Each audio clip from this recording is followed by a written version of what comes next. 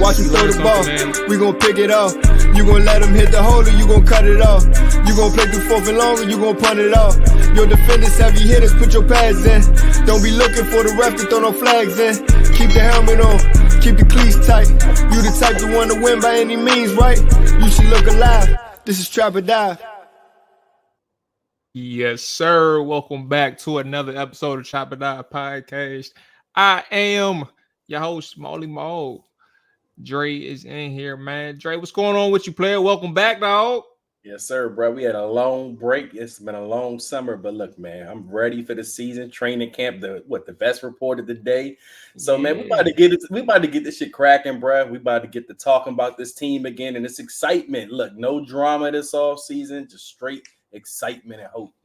Bro, it's crazy because you said long summer, and I'm thinking the same thing. Like, it's random because it's like I don't know why it felt like this one summer with no drama absolutely whatsoever, like no like serious storylines, right, related to the team. It took forever, like these last few weeks, to get to training camp for me. And maybe because Dre, you felt the same way, so maybe it's not me, but it felt like it took forever to get here. But we are here. Season 4 of Trap or Die, bro. You know what I'm saying? We've done this thing for 4 seasons. Hey, it don't even seem like that long. That's crazy you even said that. We came a long way from the little Skype calls with no structure, you know, just hugging it. I just know. Hugging it. You know, and Mole, it's funny you say that because right before this show, I was just thinking, I was like, man, because I seen the intro of the show and I looked at an old video of me and said, man, I remember those old days. I even think the first show we did, like the sound was all messed up and everything because I had my AirPods. I didn't have AirPods on, so it was like you was hearing this echo. So it was rough, but look where we at now, man. It's been a fun ride. Yeah, bro. We from 2-hour-long episodes, unintentionally 2-hour-long episodes. I'm like, damn, I feel bad for people that still tapped in, but they tapped in though, so I guess it's good enough. But like, damn, yeah, someone's still here, man. The call-ins, bro, on everything I love. For those that's listening, if there was a way for me to bring the call-ins back, because we're not on Skype no more. So, like, it was easy. People can just call in. We can have those conversations with y'all. But now we're not on Skype anymore, and I don't know how to get the call-ins. So, like, I know it's a little bit more difficult to get on YouTube. Some of y'all still do it. We do it for the post-game, right? But I miss those call-ins. Oh, Lord. Somebody had to do it. I miss those Dakota, go, bro. I miss those call-ins, bro. Like that was one of my favorite parts of the show, especially on the post-game jumps, man. Yeah, no, and I was actually thinking why we don't do that before or anymore, because some of those was real good. A lot of y'all was coming in real passionate, man. My boy Hawk always called, and I always appreciated it. I loved Hawk's calls, man. Yeah, we gotta find a way to get that joint back going, man. Yeah, I'm gonna seriously finna try to do that. I got to. What else are we missing? Oh, AJ he was a game time decision. He wasn't feeling too good last couple days. So it's just bad timing for AJ. So if he doesn't, oh shit, Spoke him up. spoke him up. The I'm gonna wait for Undertaker. me. Nah, no bullshit. Hey, Brad, look who showed up, man. Look who showed up, bro. There he go, man. I was just speaking about AJ and that man that pulled up. Todd, we ain't doing it. It's like, no, I know he just playing. What's going on with you, AJ? Cool. How y'all doing? Good, Shit, sir. we good, man. We doing was better. checking in on you. We was worried about you. We was making sure the people knew you was a game time decision. Yeah, man. I'm still not feeling the best, but I'm like, let me just hop up on here, talk a little bit. You know, Yeah. I think the little victories in college football. I knew last he night was against gonna say. I USC, knew he was I, gonna say. I was going. brought me back to life a little bit. I was gonna throw you the oop too, bro. I was like, look, if he can play that college ball, he was like, man, I get on the show. You know what, bro? I can't get over those interceptions, brother. Both of y'all, Hey, like, Mo, you funny as shit. bro, the joint was so crazy, bro. Like, and it's crazy. It's crazy because AJ don't know what happened in the first game, and then Dre, you don't know what happened in the second game. Both those interceptions changed the whole tide of the game. I lost momentum in both games. Both games, crazy. bro. And I think The they were crazy both thing- pick sixes, right? Dre, you housed the jump Yeah, too. it was a house. Yeah. Oh, I knew I Be was gonna right get the pick. I knew I was gonna get the pick at that play because I was like, he's gonna try to get cute instead of just running the ball. He got cute, threw the pick six, and then Dre on the other hand, it was 28-0 I was sleepy by the time I 4 played minutes it. to go in the second. With 4 minutes to go in the second quarter, I was like, yeah. Yeah, I put my was head tired. down and you was gone. Yeah, I was actually nodding off a little bit before I started that game. I said, "No, I'm gonna play AJ real quick." And then AJ busted my ass, man. I had to quit. I said, "Look, I'm gonna go to sleep now, bro." Maul might have found his squad. Ole Miss got my boy Prince on the D line and Walter Nolan. Hey, but you know, Mo, what's funny is that interception you complained that I got. I should have had the same pick in the first. It was like one of your first throws. I thought I should have had that same type of pick. So I actually got it in the third quarter when I needed it. So hey, you call it book fluke. I call it, man, it should have happened. Hey, you know what's crazy? So I was hearing everything. I just couldn't respond. AJ funny talking about I got cute. Honestly, bro, my man beat your man, bro. But you know the little computer glitch, the nigga just wouldn't get off him. So I just threw the joint. I was like, bro, he gonna get off the dude, bro. And he opening the flats, and I threw it right to his man, bro. I couldn't believe it. But yeah, it's been a fun game, bro. It's been fun going back and forth with y'all. I'm gonna definitely need my rematches from both y'all. Yes, And we need to figure out what we finna do with this dynasty. I'm fixing to get ready to start this joint up, but I don't want to. Can the dynasty do crossplay? I'm not sure if they do crossplay with the dynasty. Nah, not yet. It's supposed Okay. to. They supposed to do it later on, but not yet.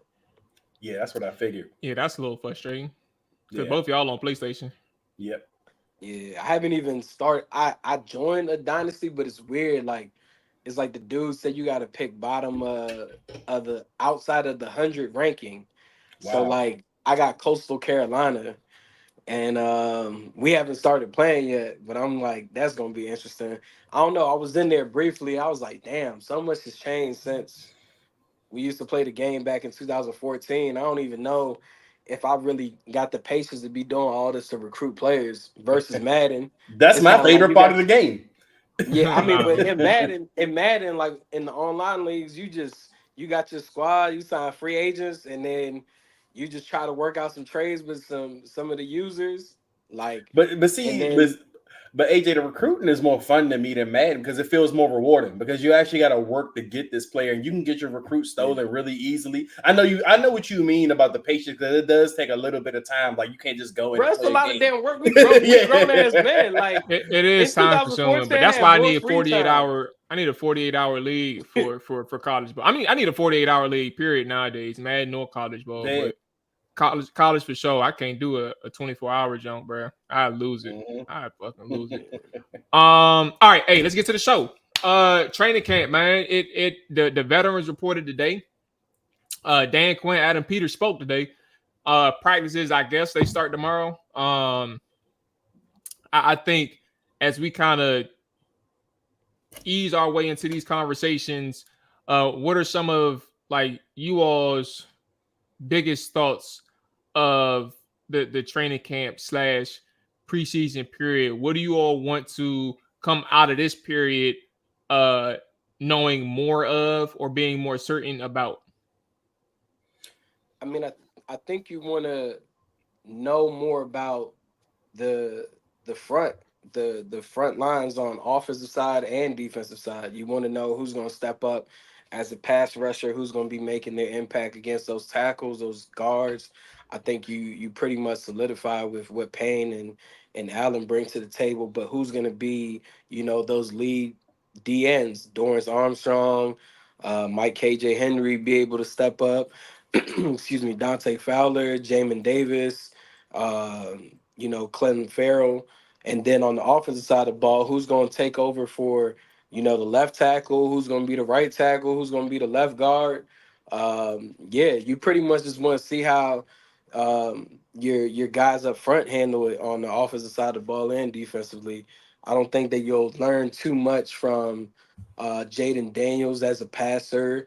Wide receivers, I don't think you learn too much there either. I don't think the defensive backs, you'll learn anything so much. I think it more so we're waiting to see who is going to be the starters for this offensive line and who's going to be the starting defensive ends. For me, it's funny. I'm actually looking at the wide receiver position group for something I'm going to kind of pay attention to with this preseason. Reason being is because of the Brandon Ayuk chatter. Now, I'm kind of watching this wide receiver group to see if anybody's going to start separating themselves. I mean, we know what Terry can do. I mean, Terry is Terry every year, but it's the guys after Terry. And that's kind of why a lot of the fans have brought up the Brandon Ayuk chatter, is because they feel like the wide receiver group is improving. So you're going to be watching them, especially with Brandon Ayuk getting more aggressive with ramping up, his trade request. Is anyone going to step up early in preseason, maybe, start training camp, just making a name for themselves? Like, is Jahan Dotson going to be a guy that's going to consistently, get his name up this offseason or this preseason? So that's one of the position groups I'm looking at just because of that, because I feel like if no one emerges from that group or no one is showing any kind of promise that they're going to be, something big in the regular season, that you may see a Brandon Ayuk trade, or at least that talk gets heated up a little bit, if that chatter starts to get loud about the wide receiver group. So that's one thing I'm looking forward to or looking at on the offense. Defensively, it's the defensive backs, man. I think, AJ brought up a great point about the defensive line. And the defensive line, I don't know who's going to really emerge as the guy, especially on the edge. We know what the middle is, but, we signed the guys from Dallas. So we know, but point being, these guys have been with Dan Quinn. They've been, with Joe Witt. So those guys are going to be something, but what we don't know is what the DBs are going to be. Like, at least, the starting guy on the outside corner. Is it Michael Davis going to step up and be the guy at cornerback? Ben St. Juste, is he ready to be poised and have a breakout season with Joe Witt and Quinn? Or Emmanuel Forbes? Like, that's the big elephant in the room. Like, Emmanuel Forbes, man, what is he bringing this year? Very disappointing rookie season, but like me, I'm not going to put all of that on him. I didn't think he was put in the best situations. But again, I mean, he has a lot to prove this offseason, kind of like Jahan Dotson on the other end, but even more so pressure on Emmanuel Forbes because of how highlighted or a lot of fans saw that his rookie year was bad. So you want to see if he's going to be that player that we drafted in the first round last year. Is he going to do that? Or is he going to be someone that's going to be on the outside looking in with this new coaching staff? So I'm definitely looking forward to seeing what the defensive backs are bringing this offseason or this training camp preseason. I mean, hopefully someone emerges, because that's a big end with that back end, because I do expect the front seven to be a lot better. But the question is, how big is that that secondary going to be? So there was a gap missing in our responses. AJ, technically you weren't wrong when you said we weren't going to learn much about certain position groups. However, the gap that was missing there was the fact that there are 2 joint practices this season. So you do have an opportunity to go up against the Miami Dolphins. You do have an opportunity to go up against the New York Jets, right? I think that's the other team that they're practicing with it's as the well. Jets. Yeah, so like Yeah. I think those are kind of the moments that we need to pay attention to when it comes to certain position groups. And I really think the secondary, you all pointed out, is something that is a big concern. It's a question mark for me, right? Like I think about, so the commanders.com, they did 4 things to watch. They did an article, 4 things to watch during Commanders training camp. And one of their rankings was the shuffling in the secondary. They mentioned that they added Michael Davis and Jeremy Chin and other depth pieces to bring in stability. But they specifically mentioned Davis and Chin because they said, the writer said that they appear to be locks as starters, but the rest of the position is a mystery. We had Sheena Quick on. Sheena mentioned how much chaos as it relates to Chin's time in Carolina caused him to be kind of like the person who was always like the castaway. And he really couldn't find his groove after his rookie season. I think the question mark still exists for Jeremy Chin. I think the idea and the prospect of him is cool, right? I don't think there's nothing negative exactly that you can say, but from a starting standpoint, who's going to step up in that spot? I don't think Jeremy is being given a starting role. I think there's too many pieces in that secondary to identify anybody as a starter.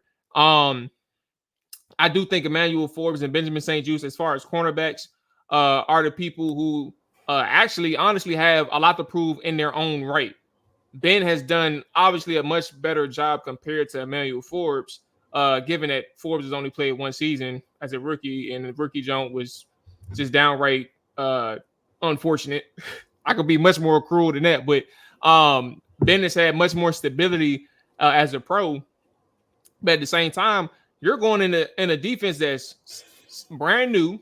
You're going in there with coaches who are understanding that this secondary needed a whole bunch of juice. And both of you all have issues to varying degrees. Ben St-Juste struggles at the catch point, right? He doesn't necessarily get his head turned around. He plays the receiver often. Sometimes they'll get completions, but also most times, you're not really turning the ball over when you have an opportunity to do so. Emmanuel Forbes, he's kind of just lost in the sauce, or like he's a liability in the run and the pass game. So his issues are way different than Ben's, but at the same time, you have question marks across the board from the secondary standpoint. And then you got Derek Forrest coming back, right? Like what's going to be his role now? You got Derek Forrest coming back. Percy Butler had plenty of playing time last year. I don't think that he's in the mix for starter, but do they find a role for him defensively? And what does he look like? And what do some of these other guys look like when they have those moments against the other teams? Tyreek Hill in practice, Jalen Waddle in practice. I think Odell's on the PUP list or NFI list, so he's not necessarily practicing. But you get the gist, like those top tier receivers. What do they look like when they have these moments in 7-on-7s or full 11s, things like that?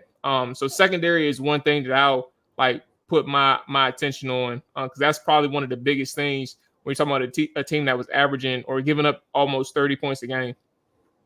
So are we not worried about linebacker position anymore? I mean, because remember, that was the position group. Every year we had this show, we talked about that linebacker position. I know we added Bobby Wagner and Frankie Louvu. Those are 2 important pieces to add. So do we feel confident enough in the linebacker position that we are good there? That's a strong position group in this team, not just strong for the Washington, but strong position group. I mean, I think you'll be able to see what they do in preseason more so than training camp, as far as like linebacker play. So I can't really say that's a concern of mine until those reps actually happen, like in a preseason game. I don't think I'm concerned about Bobby Wagner, his relationship and his experience with Ken Norton Jr. and Dan Quinn. I think if anybody I'm a little bit concerned of is like Louvu.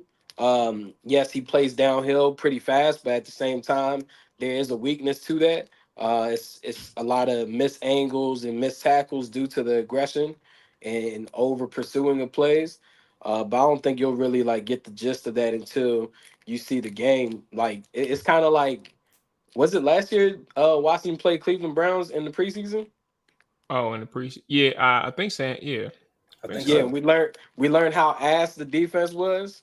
Like they was getting dogged by the second team. That's a good So point. so yeah, I mean, I just think like Maul mentioned, When was that? the joint practices will teach a lot because you're going against aggressive defensive mindset coaches as far as like Miami just brought over the Ravens D-line coach Anthony Weaver to run the defense.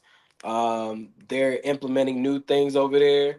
Then even with the Jets, you got Quentin Williams, Hassan Reddick if he shows up to training camp, Jermaine Johnson. You got a lot of guys that you got to face, and I think that's where you'll get the real like teaching moments for the offensive line players, and maybe even Johnny Newton makes a appearance in training camp at some point because those joint practices are at least like 2 weeks away from even happening. Well, what do you think? What do you think, Dre? Are you is your concern level decreased with the what to what level did it Yeah, decrease? no, it's my concern levels definitely decreased. I mean, I feel like that was a major emphasis this offseason. What got a lot of fans excited because I'm not even just excited about Bobby Wagner and Frankie Louisville, what they can bring. I mean, I love Bobby Wagner's. I think his leadership alone, even if his play steps off a little bit, I believe his leadership is going to be, it's going to spread across the locker room. It's going to spread across that defense. His ability to call plays on defense, like I said, even if he loses a step, I think Bobby Wagner's going to make an impact regardless. But the guy I'm really kind of excited about, and I kind of want to make a bold take here. I might look stupid around this time next year just for saying it, if anyone remembers. But Jordan McGee, I think Jordan McGee might make an impact this rookie year. I mean, that's a guy that the coaching staff has kind of raved about. I mean, he almost feels like one of those kind of hidden talents. I mean, I go back and think about guys like Antonio Pierce when he played for Washington, how he came out of nowhere. I mean, guys like that can emerge, and I feel like Jordan McGee with the guys that he has around them and the staff that, that's coaching him, Ken Norton Jr. coaching these linebackers, I feel like he's going to make an impact on that linebacker group this year. Now, I'm not going to go so far as to say this is probably one of the strongest position groups in the NFL, but I do feel like this is a stronger position group on this team, and it's enough to definitely decrease the concerns that we had over the last couple of years. Yeah, I think I'm in the same boat. My concern level is decreased. I think one of the things that I think about is, you bring in Bobby, you bring in Frankie, right? And odds are is like your top linebackers, barring an injury, right? They're gonna be playing majority of the snaps defensively. Like your top guys at linebacker is gonna be playing majority of the snaps. You don't have like a rotation at linebacker. You got rotations at defensive end and defensive line, generally, and you have sub packages for your secondary mostly. But your linebackers, whoever your 1 and 2 are, those are the guys that you have in there for the most part, unless you're like in a base defense, a base 4-3 maybe. But yeah, that's kind of how that works for me. But with all that being said, I think in that realm, I think my concern level is decreased. I'm interested in seeing the capabilities of a Bobby Wagner at 34 years old. I don't think he's going to be super athletic and dynamic, but I do think his years of experience and just his ability to process information fast and communicate that across the whole defense is going to be a game changer for this defense. And Frankie and even Jamin to this extent is people who love to play quick. They love to play fast. They love to play with an assignment that they know they just need to execute and not necessarily need to worry about all of the added details. Just tell me what I need to do and I'm going. Like I think those are individuals who can really benefit from a Bobby Wagner whenever they are on the field with Bobby. So yeah, I think it's officially become one of the stronger spots just at the snap of a finger or an off season. Okay, so we got a couple more things. Let's go to Adam Peters and then spin the block on some other training camp topics. Peters and Dan Quinn spoke today. I think one of the bigger things, and I think that it's good that they kind of nipped this in the bud off rip. The Jaden Daniels conversation. He's not naming him quarterback one. Quinn said it's not a secret, but it is a journey and a process. So when he's ready, we'll know, and he'll also know. Um, Peters added, everyone can see when that's happening in terms of like dealing with younger quarterbacks. He said everyone can see when that's happening. You want to let it happen naturally in terms of like getting handed or being named the starter. So that's kind of their opening or initial thoughts heading into training camp on Jaden Daniels. Um, I think even in that realm, right, the way that they talk about Jaden, there's no way that he's not going to play in preseason games. Like they need to see him play in preseason games. Like, I mean, those scrimmages are going to be just as valuable, but they need to see just as much, or they need to see a lot from Jaden uh, in these periods. Not to say that they think that he's going to be a backup or anything, but they want to make sure and they want the people on that team to know that they know he's ready to go. Yeah, I definitely think Oh, Dre, you Jay. muted by the way, so I guess AJ got the floor first. Yeah, I definitely think Jaden should see reps in preseason, possibly even all three games, especially with the layoff after the third game. You're pretty much 2 weeks out from your week one game. Uh, then you're opening with going against the Todd Bowles defensive scheme. So I would want him to get as many reps as he can. Um, Within that starting offensive line group, whatever the combination that you plan to have out there, and also getting that rapport with his wide receivers, actually going against competition. I heard the rumors while we were on break of not rumors, but Joe Theismann, a Washington legend in some regard, but also so outdated with his thought process of things, saying that Jaden Daniels shouldn't play a snap in the preseason. It's like you're not about to throw out a rookie quarterback week one of the season against a Tampa defense and Todd Bowles, calling those shots and yeah, just show me what you got week one. Like, I mean, Mahomes plays in preseason. We seen CJ Stroud play in preseason last year. His first pass actually Was a in pick. preseason was an interception. Like, these guys need the reps. Even Aaron Rodgers played in preseason last year. You feel me? So why should Jaden Daniels be exempt? I think so many fans and even some of these former players, the alumni, they have PTSD so bad. They're so scared. Like, you can't be scared. If someone is going to get hurt, they're gonna get hurt. The furthest thing from my mind is like, damn, if Jaden Daniels gets hurt during training camp or preseason game, I'm not thinking about any of that. I'm thinking about, let me see how the entire team executes. I'm not concerned about just one guy. Of course, you want guys to be healthy, but at the end of the day, anything can happen. You feel me? A guy could just be dropping back and pop his Achilles with no contact. So I just feel like I'm looking forward to seeing how Cliff utilizes Jaden in these early scripts, these early series that he will get eventually in these preseason games. I I know for sure off the top of my head that they play Miami and they play the The Jets. Jets. Do they also play Baltimore in I preseason, can or is that a double or is that an check. actual? No, that's the actual in Yeah, he Baltimore, season played. yeah, game. that's a regular Yeah, season in game. regular But season. they Yeah. still play them. If no, they play New England. Okay, so yeah, That's you okay. still just want to see those live reps, man. The wide receivers need it, the tight ends need it, those tackles, those guards, they all need it. They all need reps together aside from just like going against their teammates. They need to see that live action. You need to be able to critique what you're saying on film, what your quarterback is bringing, what the possible starting unit. Once again, we don't know who the starters will be on this offensive line. We can pretty much lock in Tyler Badass at center and Sam Cosmi essentially at right guard, but we don't know definitively who's going to be the right tackle, who's going to be the left tackle, who's going to be the left guard, and that kind of gets into what Maul was saying with Peters and Quinn in their conversations about Jaden Daniels being the starter.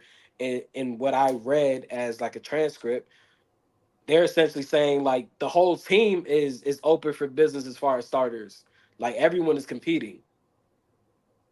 Yeah, I mean, and I agree 100%, AJ. Like, I've never been the type that's been scared to see a player play because it's preseason or training camp. Now, I don't mind if he doesn't play all 3 games. Like, if they just want to play him the first 2 or the last 2, whatever, however they want to manage it, he doesn't have to play all of them, but he has to see some preseason action. Because if he doesn't see preseason action, it's going to be 2 things. Let me added pressure for one. One of those added pressures for me is going to be like, he must be a goddamn superstar like Terry McLaurin kind of was when they held him out preseason. We were all kind of wondering, like, man, they holding Terry McLaurin out. What's he going to be? And he comes out dominating. So I'm kind of going to expect that. But it's so different for a quarterback, like between a quarterback and wide receiver. Quarterback has so much on his plate, so much more he has to face, and so much more, that he has to think about than a wide receiver does in a sense. So, with Jaden Daniels, I want him to face that pressure early on. I mean, I know we have the joint practices, as we mentioned. I mean, that's going to be helpful. But I want him to see some of that preseason action, because you just can't simulate those live reps, that live game action, like everything. Worried about the play clock in the NFL. That's different in the NFL than it is college. Those are the little things that he's going to have to pick up on, and I don't want him having to wait to week 1 to kind of face that for the first time again, like against Tampa Bay. And that's a defense you don't want to go out there kind of just inexperienced and green. So, I do think he should play. I know Joe Theismann has his opinions, and it is outdated, as AJ says, because if you're going to get hurt, you're going to get hurt. Who's to say, if he got hurt in preseason, it wasn't going to happen week 1 in regular season. It could happen anytime. So that's not anything that any team should be worried about. You get those guys reps. Let's let Jaden earn some of these stripes first. I know we're all kind of eager to see the kid be a star and, be that great guy for us, but he has to earn it just like everyone else. Just like the coaching staff, with the Bears, they've already given Caleb Williams the keys to the car. They said he's the starter. They pretty much said that before they drafted him. But the Commanders are handling it a little bit differently, and that's fine.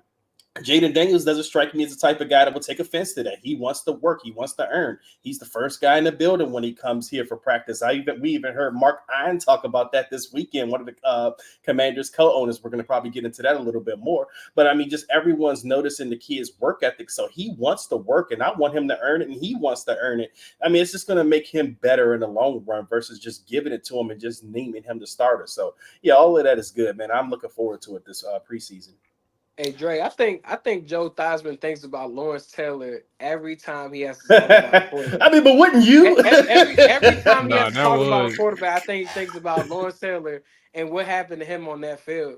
And it's like, my boy, you gotta let that go. Like, every quarterback that has been drafted since he's like been in the media, he's always been fearful of. Like, he's always been concerned about them in some regard. It's like, bruh. And that's like, PTSD, AJ. You can't look, while we may not understand it, you gotta kind of respect it. He's going through something. It is what it is. But Lawrence Taylor is not out there no more. Shout out to everybody in the chat. Well, Micah Parsons is. Yeah, Mike. Well, you know what's crazy? Micah had a little quiet year against his last year. Yeah, he did. So, like I predicted to some people who are listening, that know who I'm talking to. But shout out to the people in the chat, man. Deontay, Monty, Jay Tizzy, the OG, man. I know you said that man said he was 47 on 9/11. I didn't know he was that old, bro. Taj, Jay Tyler, man. Oh wow. Jay Tyler. He said he was 47 with 5 kids, bro. Poetic genius, JB. I'm sizing it, but he was definitely an old head. I was about to say that don't even sound right. But Taj mentioned his last part. He said, I wouldn't say no snaps, but I don't think he needs an extent. He don't need extended reps. You just need to see him running with the ones so he can get a feel of the speed, but nothing more. So Taj, for me, when I read that, and just even think about his training camp / preseason experience as a rookie, I think the more reps, the better. I think as many as you can feed him. I know during mini camps and OTAs, Quinn had this practice where he would this practice within the practice where he would mix up his players. They'll utilize both fields and he'll mix up his players and have some of the projected starters in there with the 2s and 3s and vice versa. Like the 2s and 3s be playing against the starters. And I think for Jaden, it all comes down to reps. It all comes down to different looks. It all comes down to how you're processing the information that Cliff is feeding him and his quarterback coaches and all the people that is his supporting staff. And I think it shouldn't be a limited amount of reps. It shouldn't even be limited to the starters. He has to get to know everybody that he's going to possibly be out there on the field with. And I think that's just as important as anything else. So what does that mean for me? That looks like a quarterback who's going to play as many snaps as he can in preseason, or that they allow him to. I don't sit here and think that he should play in all three if their plan is to not play the starters in all three. But they, as far as they going into into a preseason game with their starters, he needs to be out there on the field with them. I'm 110% in agreement with AJ in terms of like the injury thing. Like that shit doesn't scare me. Like I don't sit here and think about anything related to protecting the player because we don't want him to get hurt, or we want to make sure that they're healthy come regular season. Now, if there was a person with a track record and that who has been a tenured member of Washington, or who has come in and who has had an injury history, those are the people that you need to be concerned about, because you want to make sure they make it to week 1. But that is just a specific group of people. And generally speaking, I need everybody who's out there to play and available to play. And Jaden fits in that boat. I don't care what anybody thinks. For me, I'm playing every single person that I can who's available, because they need to get these reps. And this is also a new team with a new scheme, new group of players. And we're trying to make sure that this is probably the best unit on offense and defense as possible. And that means Jaden's gonna play, and we ain't worried about no injury. If he take a hit, he take a hit. But if he take too many hits, then we make a business decision. Yeah, I agree. Well, I mean, like I said, that shouldn't be the worry. Let's get this kid his experience. Let's get him ready for the regular season. Do not even speak the injury word. We don't want to hear it. We got a lot of good mojo going. So yeah, let him play. Johnny Newton. Another thing that they mentioned was Johnny Newton is he's been outstanding in his rehab. They had to hold him back, but they expect him to be sooner than later when we release the reins. So that's an update on Johnny. I think they did say they expected him to be back in August. So we should be seeing him sometime soon. It's July 23rd. So definitely at least a week till August, obviously, but until like he can possibly be back. Who knows what that looks like. But I do have this. I'm gonna save it for true or false. I got this thought on Johnny Newton. I'm gonna save it for true or false in that regard. And then I think that's mostly it from those majority of their quotes. Okay, let's get to our true or false. Todd said, "I see your point, Jay, but I'm not running him deep in preseason games if he's not out there with the ones, especially with the starting line." Everyone is overlooking Jahan. Okay, let's go ahead and get to our true or false. So everybody that's in the chat, if you all want to give your thoughts, if you all want to give your reasoning, you all let us know how you feeling. This is true or false training camp / preseason edition. So we aren't necessarily doing season predictions. It's all about everything that's going to unfold in training camp as we get ready for the first practice tomorrow. Here we go, fellas. First zone. True or false, high percent chance that Phidarian Mathis is a camp cut casualty. Where are we at? True. I mean, for me with Phidarian Mathis is it's kind of the same thing what you witnessed with Josh Harris and his crew kind of coming in. You see the changes that's going on with the front office and everything. Phidarian Mathis, I mean, he's a guy at an overcrowded position group at this point, and they just drafted a high draft pick at that position group over him. I mean, Phidarian Mathis was a second round pick, much to the chagrin of a lot of us. Everyone was pretty, perplexed about that. But then a couple years later, we get a second round pick at the D tackle position now. that was actually rumored to go in the first round. So this guy, they expect a lot of him. They see a lot in him. So that should tell you kind of the writing on the wall for Fedarian Mathis, is that basically he's fighting for the last roster spot that you're going to probably hold for DTs. I mean, I don't know how many they plan on going into the season with. It's probably 4 or 5, but I mean, they got to, I think Ridgeway is still on the team. So there's going to be competition for that last position spot. So it's a high chance that Fedarian Mathis gets cut. And I'm definitely saying true. I'm gonna say true. I didn't even remember he was still on the roster. So that tells you everything you need to know right there. Look, man. I hate I swear to God, I didn't remember he was still on the roster. I forgot all about him. I hate that I even asked this because y'all know Big Phil, my dog. That's bruh. your boy. Like that my boy, bruh. Just like Cole Turner. Somebody said Cole Turner in the chat. But Big Phil, my dog, bruh. And I hate how his career started. Like 2 injuries that you weren't even like, that's out of your control, bruh. And now you talking about you done played 7 or 8 games in a 30 out of 32 potential games. And you have 8 career tackles. It's bad, bruh. I'm gonna say false. I'm gonna say false that he's a Camp Cook casualty. Cut it out. Cut it out, bro. I'm gonna say false, bro. I don't think it's a high chance that he's a Camp Cook casualty. I think that Washington.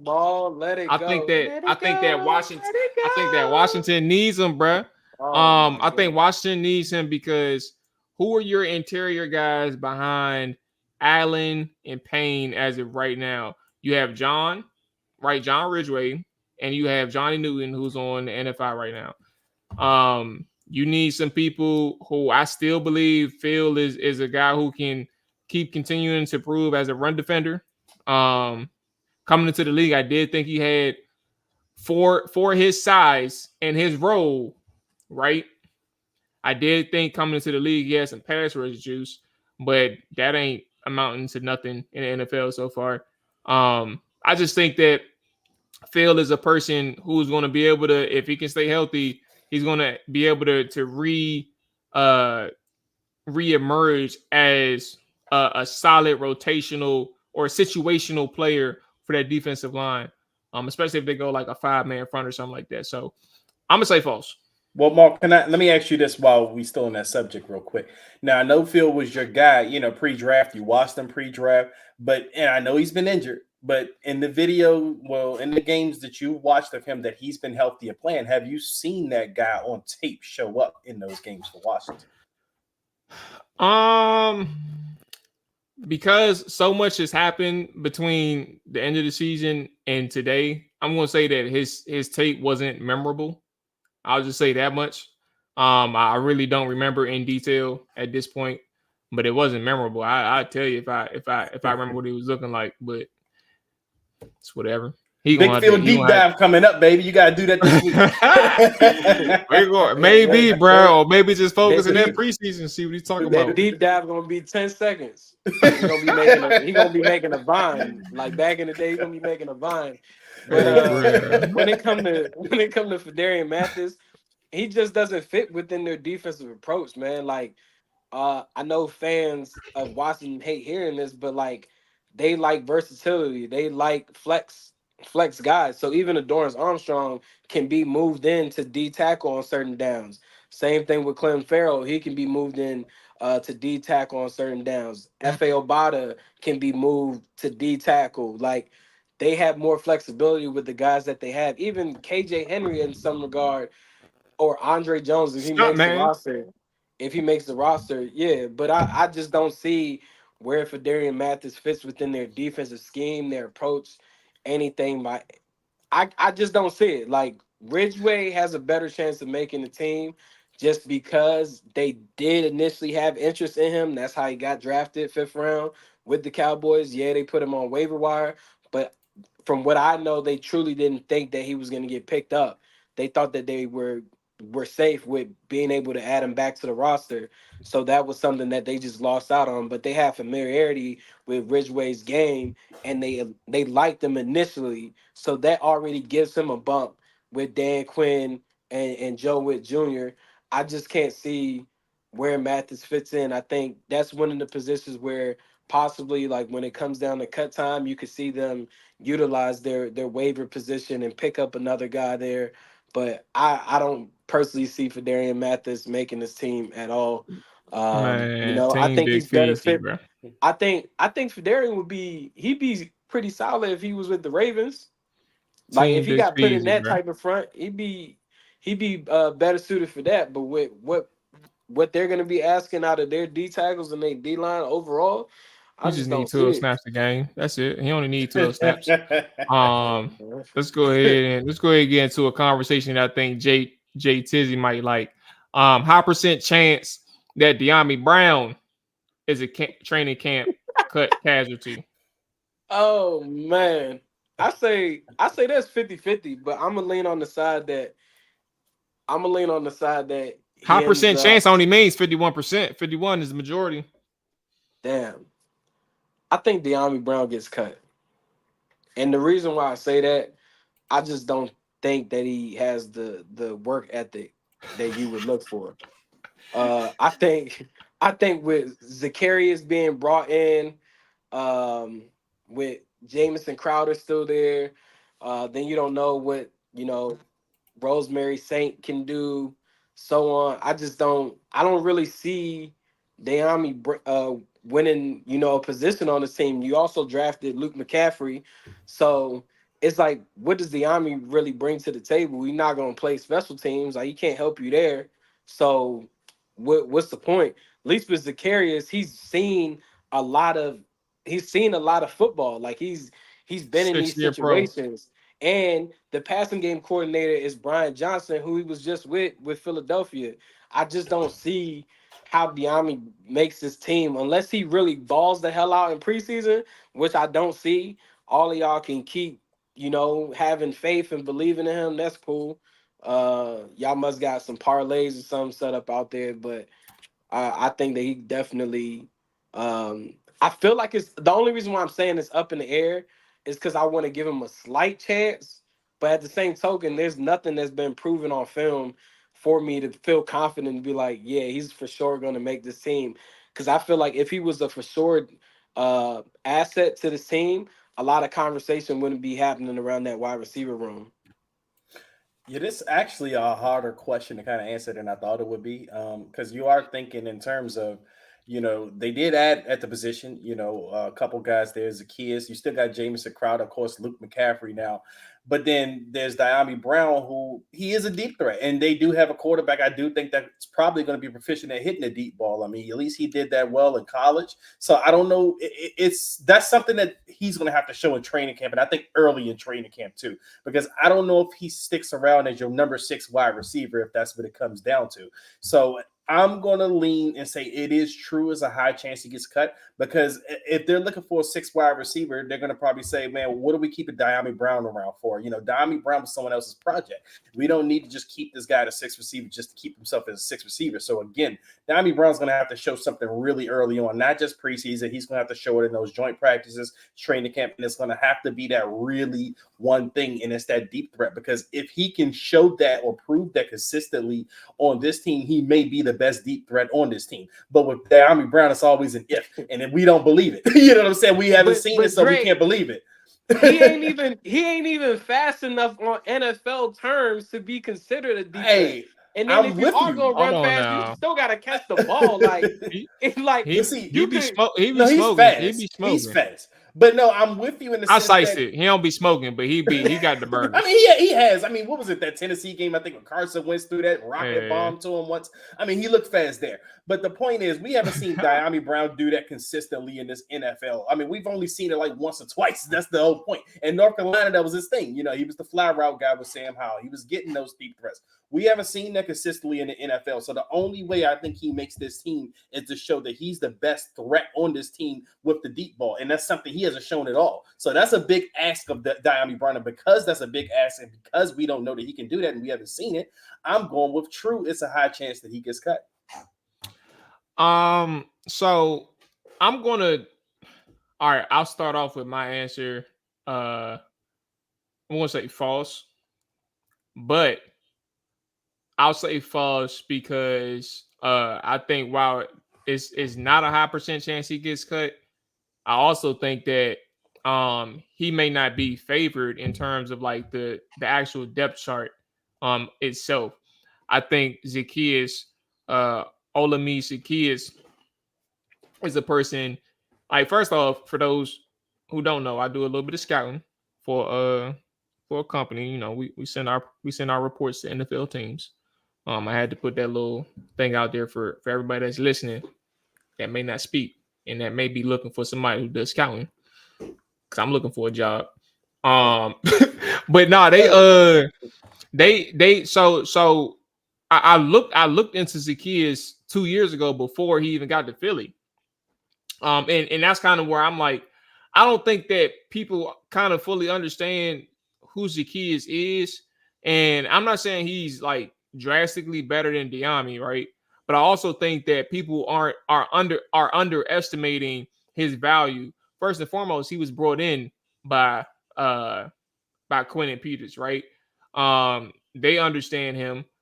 They know who he is. But secondly, he's also a skilled player in a variety of ways with these guys. Like, he can win on the first and second level, right? He can play slot. He can play out wide. He can play as your Z, right? So like he has some versatility in that regard. He can move around in your offense. He knows how to create separation. But he also is good when the ball isn't in his hand. So like, he's not like that when my route is over, or when I run my route and I'm not open, it's over. Like, he competes from start to finish of the whistle, but also he's a dog in the run game.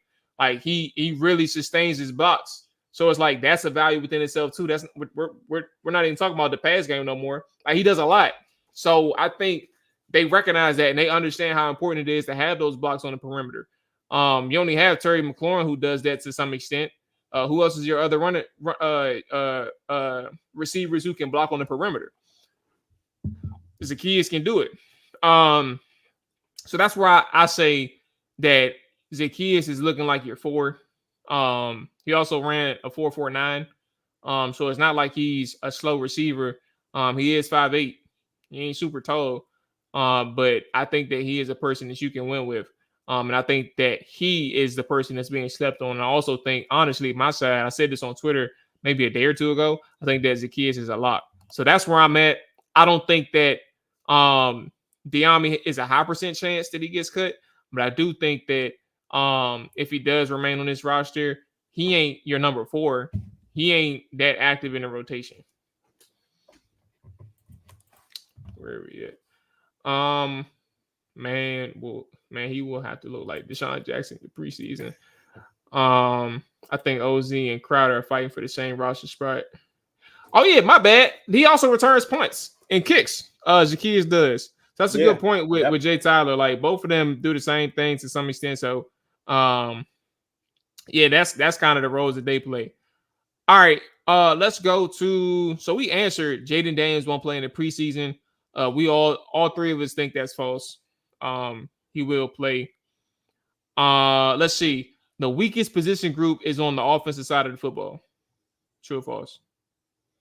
Yes, I think that's true. Well, at least that's the perception right now. And I mean, it's, to me, but it's not that far ahead of the secondary in terms of perception. You know, that is. I mean, these position groups could be stronger than what we think, but right now, and I mean, if you look at it, we feel like we got better at quarterback. We feel like we got better at running. Well, yeah, we added Austin Eckler, wide receiver group. That's also a question mark outside of Terry. I mean, I do think there's some talent there, but a lot of people wouldn't agree with me. So yeah, it's either the wide receiver group or the offensive line, and honestly, and those that would be worse than anything I think you could look at the defense to say. So I'm going to go with true. I would say yes. That would be true. That the offensive line is the weakest point, and also the tight end position.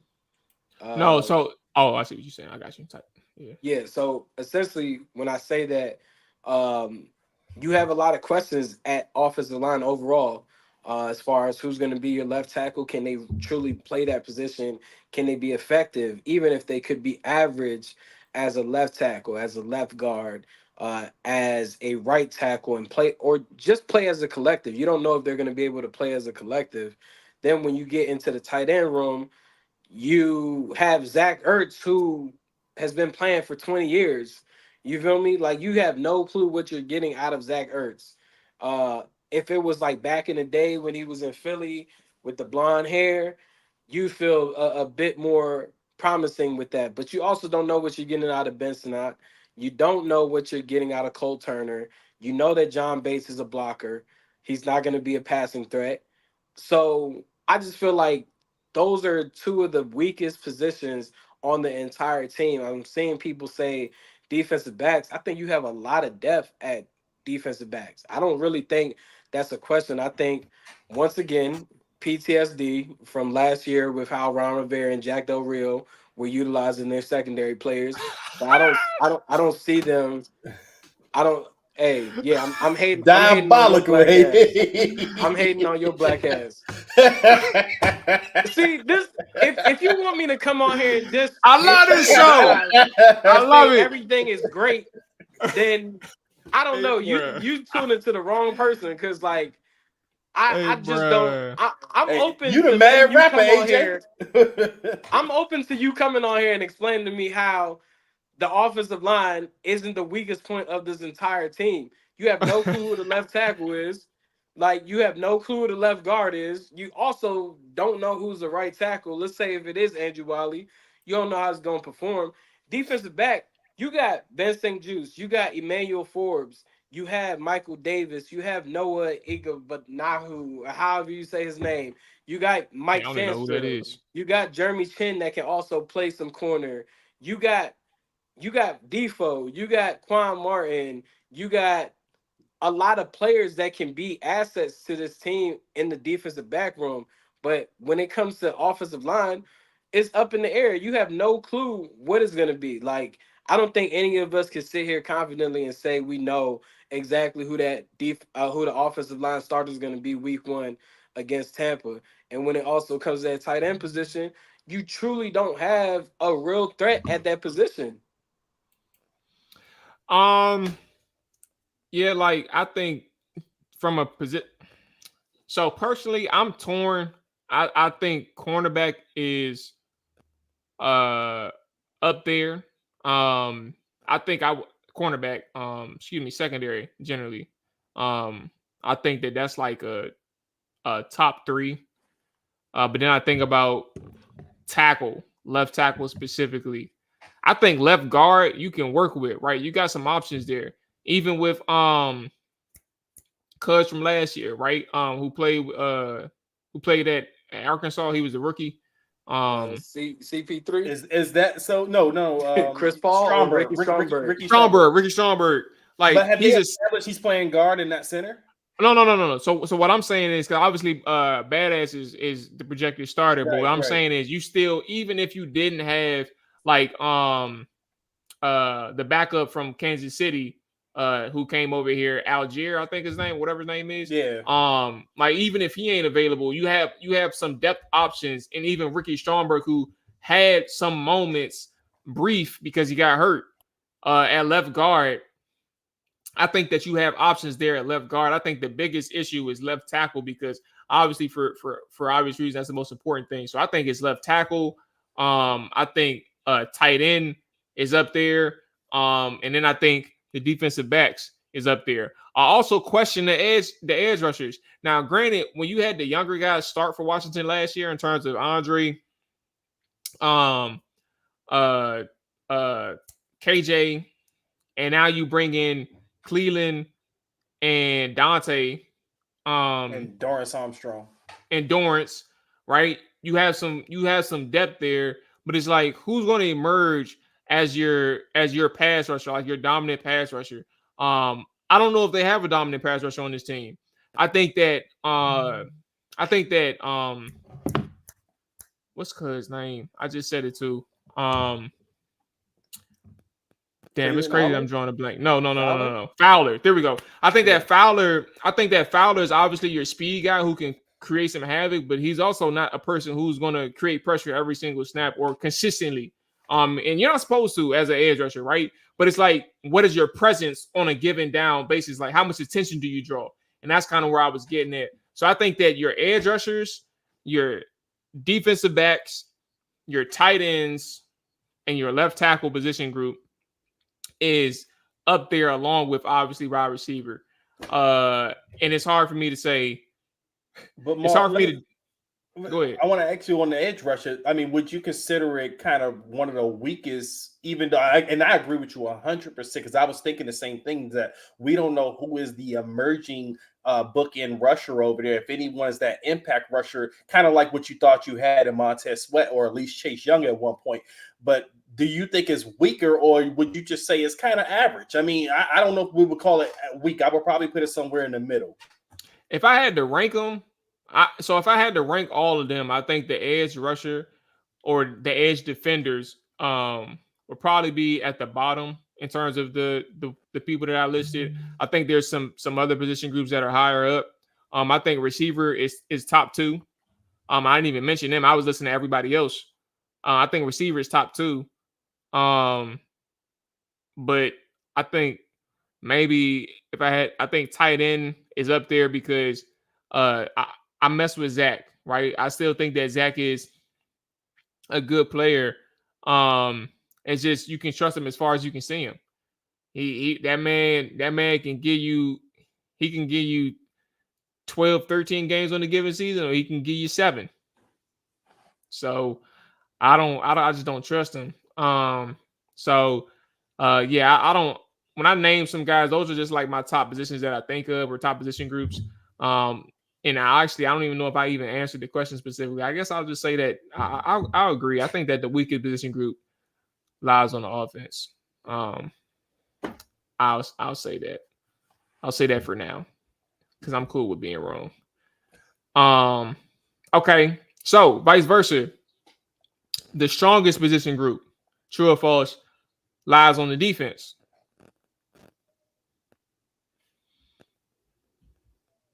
Yes, true. Okay. Yeah, I had to think about that for a second because, on the offense, I mean, we like some things, but we don't know if any of those groups on offense can be considered the strongest. But I do look at that defensive tackle group, and that's been the strongest group for years on the team. And I don't really think that's changed at this point, especially with you adding Johnny Newton to what you already have.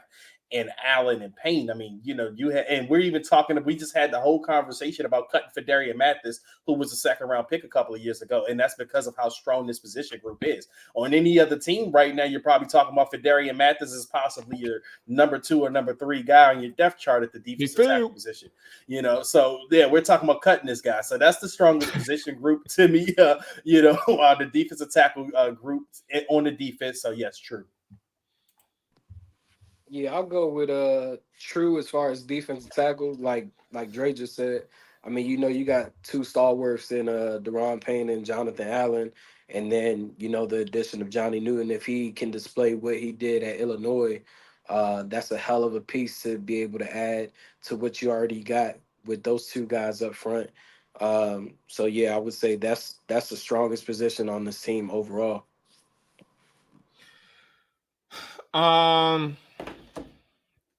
I think that it's the interior side.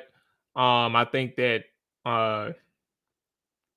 is the strongest position group.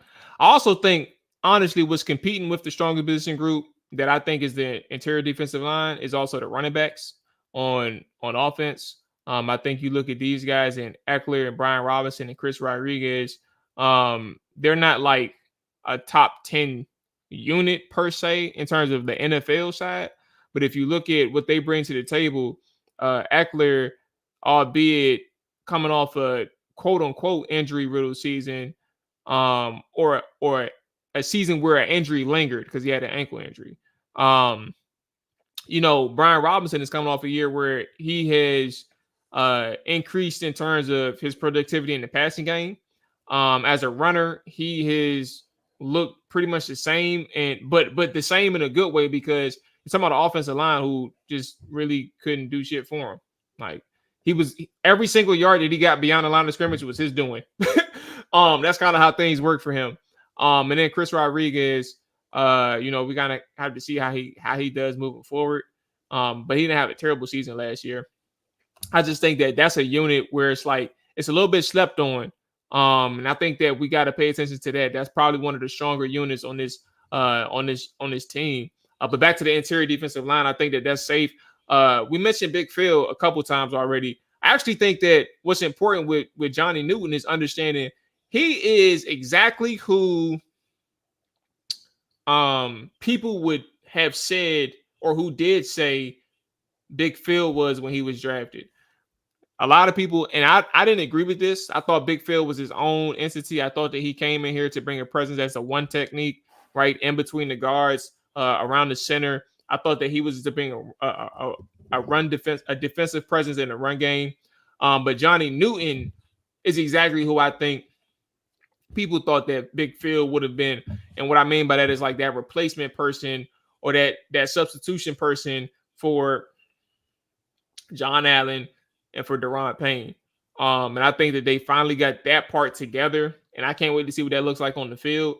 But you get a Johnny Newton and to get in a rotation with John Allen and Deron Payne. I think that is something where it's like that can be something really special. Johnny Newton can even line up with both of them on the field. Like he's that versatile. He can line up as your 3. He can line up as your 5, right outside the tackle. I think that there's some things that Johnny can do. That now, granted, he's going into the NFL, so who knows what type of transition it'll be for him.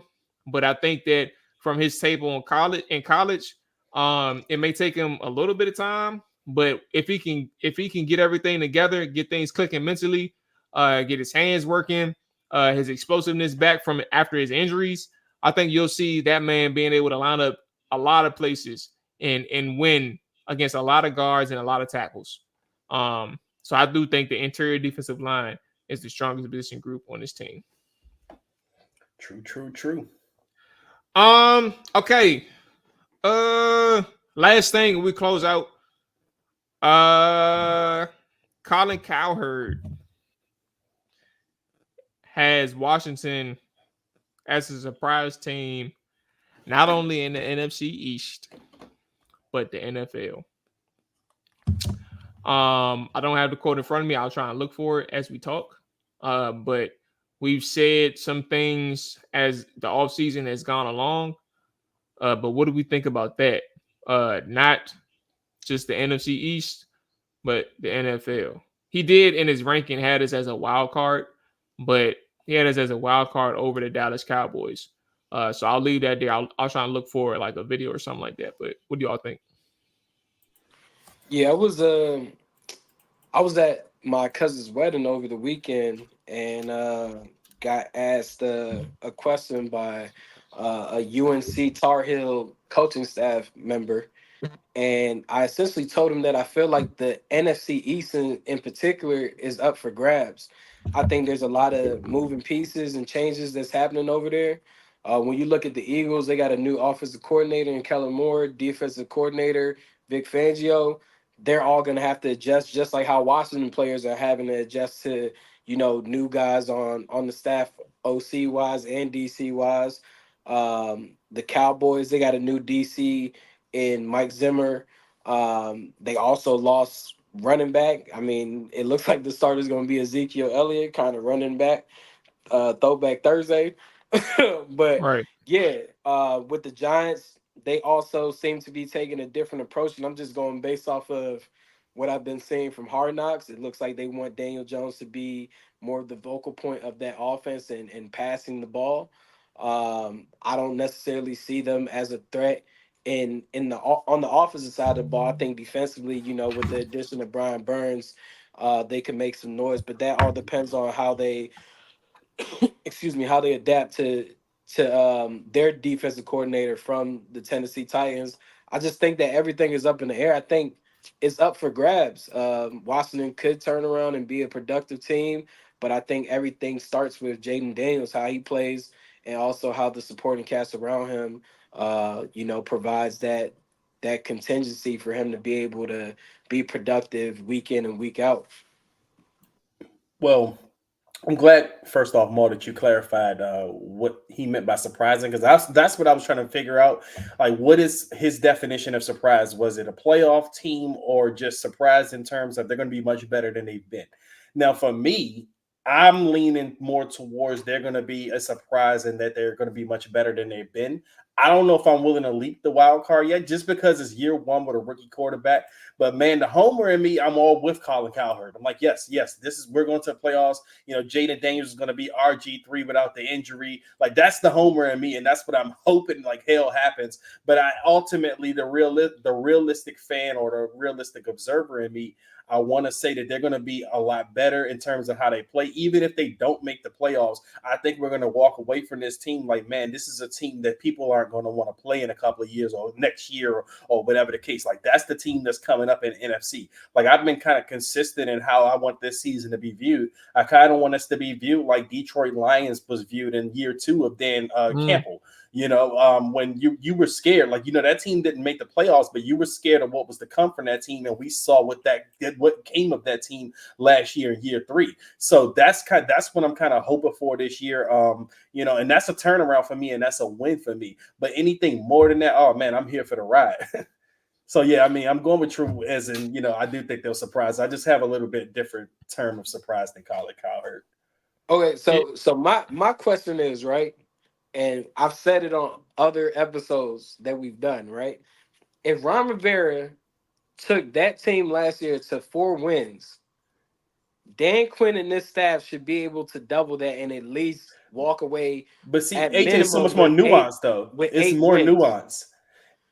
I mean, of course, like, the roster is different, but if we think that we have that much significantly better of a head coach and also add in a franchise quarterback, should be able to get to 8 wins. A rookie franchise quarterback. Like, he's not an established franchise quarterback yet. So that's the whole thing. Like, I don't want to put too much weight on Jaden Daniels with the expectations. Like, yes, I do expect Jaden Daniels to be our franchise quarterback. I mean, this should be the face of the franchise. But should we expect the world of him year one for a team that hasn't been good? Not even just last year and what Ron Rivera has done, but this team's been mediocre for years, and they're going through a whole clean house, clean face type of deal. And you're kind of, and you know, you're inserting this rookie quarterback in the situation and saying, yeah, I expect you to go to the playoffs last year this year because Ron Rivera won 4 games last year. Like, it's much more nuanced because it's not even just about him. It's about other teams as well. Like, it's so much that factors into winning in the NFL that it's hard to kind of expect a rookie to come in and light the world on fire. I mean, CJ Stroud did it, and we're talking about it because it's so rare. You know, so that's why the expectation is just not there for me. But man, I hope like hell it happens because I'm a fan and I want to see the best for this team. I understand where Colin's coming from. I think for fans themselves, it gets tricky, right? Because the offseason and even training camp is that period where like your most deep-rooted optimism in your team comes to light, right? Like, you think that anything is possible. And I don't necessarily blame fans because you've been fiending for football for a few months now, bro. Like, that's just something that's just in you, man. You love your team, you love your mob, and like any love you get, you ready to show the world like, hey, these people on this national level is either respecting us or they're disrespecting us, and we need to prove them wrong. I think that with that being known and that being understood, there's been so much going on with the Commanders where, you know, you've established leadership in so many different areas of the team, from a coaching standpoint, from a player standpoint, right? And you got a young guy in here who, by all accounts, is as mature as you can get in terms of your leader at quarterback. That doesn't mean that he's going to be mistake-free, but you trust him to make mistakes and bounce back from them if he makes them. And I think that is a sign of leadership that goes into this whole notion of being able to compete on a week-to-week basis. Now, granted, Colin is a talking head, so everything that I'm saying doesn't relate to his thought process into Washington being a surprise team in the NFL. But while I do, but why I do lean in that way is because I think Washington has made several decisions and several moves this year to be able to compete for a wild card spot. And I think that competing for a wild card spot would mean being able to win 9 to 10 games this year. And that's kind of where I'm at with the Commanders. I think that surprise team, you'll probably even see a 40 burger put up by this offense. I'd be willing to put some money on that. I don't know who's gonna come by, but like I think that's kind of the dynamic nature that Jaden brings to this team is the fact that you can do something like that. And if I'm wrong, I'm wrong, but I still stand on it. I can say that right now. But I think that's kind of the explosive nature that Washington has with a Jaden Daniels. Is showing that potential. So with all that being said, I think that the Commanders are in a position to compete for a wild card spot. I don't know exactly what that secondary offensive line is going to look like. I'm going to be able to change my opinion after preseason and maybe like a couple weeks into the regular season. But at the same time, I think that the way that they transformed a lot from staff to player wise, I think that there's credence there to suggest these guys have pieces in place on several different layers of this team to compete on a week-to-week basis. We just got to see if that translates to wins. All right. Okay, so all right, Monte already said that. All right, cool. So I think we are good for this episode, fellas. I wish we did have a practice today so we can talk about that, but I think the most important thing, obviously, with training camp, and I think we've come to educate ourselves for the most part, is knowing that it's not a lot to take away on a day-to-day basis with camp. So let's go ahead and we'll go ahead and talk to some of the local guys and maybe even get Bowie TV. Did you see my text? Oh yeah. I saw it. I was gonna talk to y'all about that. Oh yeah. Yeah. Yeah, I was gonna talk to y'all about that. But we're gonna try and get some locals on next week. Since camp would have been started by then, and we can check in and see who they think is emerging throughout these training camp practices. But yeah, everybody who's tapped in, we appreciate y'all watching, man. Welcome back. Year 4, a Trap or Die podcast, man. Hit that like button, hit that subscribe button. On the audio side, same thing, man. If you are just tapping in for the first time, hit that follow button, get us with a rating and review. We definitely appreciate that. And until next time, we are live again on Thursday, or 32 side, talking about a lot of things, maybe even swinging Brandon Ayuk again. But we're gonna talk about that when Thursday get here. But y'all take it easy, be safe, all that good stuff. We up out of here. Peace.